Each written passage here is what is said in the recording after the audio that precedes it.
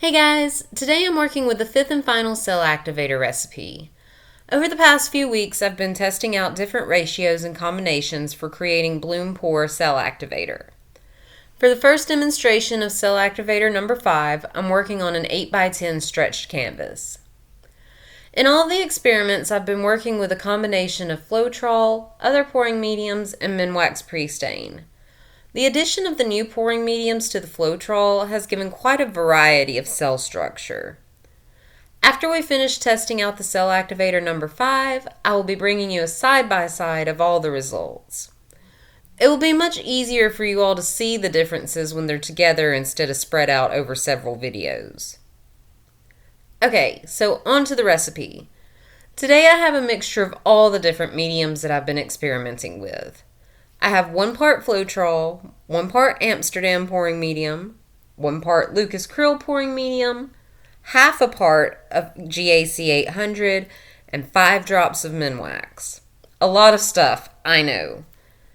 This combination tends to give a lot of smaller cells during the swipes.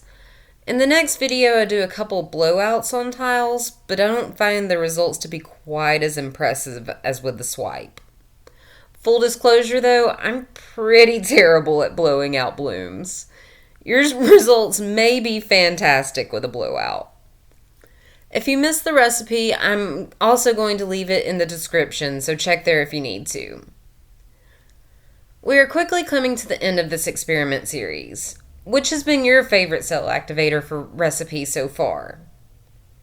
I'm still absolutely in love with cell activator number 7, or the one I've dubbed 3D activator. It keeps giving me absolutely fantastic results. If you've missed any of the recipes that I've shared so far, I'll link that playlist in the description below. What would you guys like to see in future videos? Comment below and let me know what kind of information you're looking for.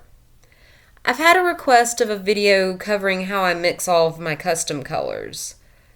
The process is mostly random, but I will cover how to mix acrylics and mica powders more extensively in future videos. Guys, that's it from me today. I hope you enjoy the rest of this pour. I'll be back next time with cell activator number 5 on a few tiles. See you again soon. Bye.